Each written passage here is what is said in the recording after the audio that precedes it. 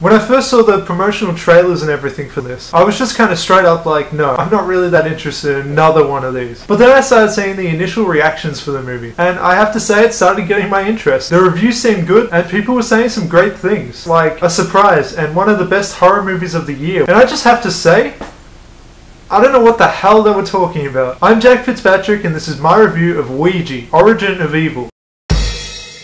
So Ouija is another one of these supernatural based horror movies where a little girl gets possessed and the house is haunted and, you know, some spooky stuff happens. So yeah, it's another one of these. And this is the first thing that I have to say about it, that it's just far from an original concept. That being said though, there are some things that set this one apart, such as its initial premise, which is the main family is part of this scamming business, and they basically trick people into thinking that they're speaking to past loved ones. Now look, Ouija was actually a fairly well done film. It definitely wasn't terrible, and it did exceed my initial expectations, but in the end, at least for me, the movie was just not quite up to scratch. And I can't help but compare it to other films in the same vein, such as Insidious and The Conjuring, and other movies that James Wan isn't a part of, such as this year's Don't Breathe and 2014's It Follows. And it just doesn't even come close to movies like those in comparison. No, Ouija came off more like the little brother to these sorts of movies. It was part of the same bloodline, so it had some of that family charm, but in the end it just wasn't quite as good. It just flails around a little pathetically, wanting to hang out with the older kids but never quite fitting in. As I said though, being part of this family did make it so that it did do some things right. The first thing that I must praise about this movie is its understanding of subtlety. Ouija constantly presented its own ability to rely on its audience's intelligence. The film seemed to understand that not everything needed to be pointed out with flamboyancy. It understood that the viewers are actually capable of thinking for themselves, so they will notice that creature or monster or whatever hidden in the background. They will pay attention to everything that's going on, and they will notice if something is a bit off. I appreciated that the movie was able to keep subtle, as well as the fact that it definitely didn't seem to be afraid of using silence. In fact, it often used silence with intent, purposefully making the scenes much more intense than if it went with a bit more of a crazy score. However, each time subtlety was used successfully, the film also seemed to do the complete opposite in return. For each creepy scene of genuine tension came another which seemed to belong to another film. The movie constantly betrayed itself in this way, and in the end started to rely far too heavily on over-the-top sequences. We see far too much of the supernatural creatures, far too much of the main little girl as she crawls around the walls and ceiling as she's possessed, and we see far too much of everything else that you would expect from a movie like this. And it's here where the film really starts to lose me. Ouija was at times able to keep it together. It was able to hold the tension and remain patient, but at other times, it also seemed to just lose its shit. And when it comes to movies like these, there's a fine line between creepy and silly. Once things start to become too crazy later in the film, it just simply starts to lose all of its intrigue. Rather than being scary, it's now unrelatable. And rather than being a good film, it's now just kind of an average one. Along with the over-the-top mayhem, come quite a few scenes which resulted in unintentional comedy. Especially those scenes revolving around the main little girl. And I have to say, this was actually pretty disappointing, especially when you consider this little girl's performance. She actually did quite an impressive job, especially considering her age. That being said though, there were some moments of intentional humour that I actually did appreciate. Things like a realistic take on how a character might react after playing with a Ouija board, as well as the awkwardness of teenage love, are some examples of some funny things that may have the audience relating. This could make the movie more scary, because you realise that these are real people, and that this essentially could be you. And something that I actually did love about the film is how heavily character driven it was. This, like other recent films such as The Witch and The Babadook, could easily be considered more of a drama with horror elements. It's here where I'd say that the movie predominantly succeeds. The story was also interesting enough, however, very much akin to movies of its past, like Poltergeist, as well as any number of haunted or possession movies and so on. Something that I do have to say that I loved about the film is how old-fashioned it felt. From the old-fashioned title card at the beginning of the film to the little inclusions of the cigarette burns in the corner. This really felt like it was set about half a decade ago, and how you'd almost think that it kind of was made half a decade ago, if not for the brainless use of CGI, as well as the modern style of the pace and editing. It also makes use of stylish cinematography and some fantastic set design. Ouija was clearly an homage to horror films of the past, and successfully so. I just wish the film itself was a little better. In the end, Ouija, Origin of Evil, was a slow-paced film which was able to effectively use subtlety and silence, but constantly betrayed itself throughout. I will say though that the movie was much better than I initially expected, and hell of a lot better than the trailers promise. I would rate Ouija, Origin of Evil, a 7.75 out of 10.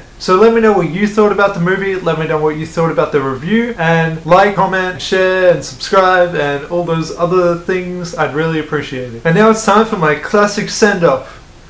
Bye. I'm still working on it. Also, if you want to check out another channel by a friend of mine, he also does really good movie reviews. He's been doing it a bit longer than I have, so he's probably a bit better than me, but don't tell anyone that. His channel is called Tyler Tompkins, and he's a really cool guy, and I think if you like my stuff, you'd probably like his. So check it out.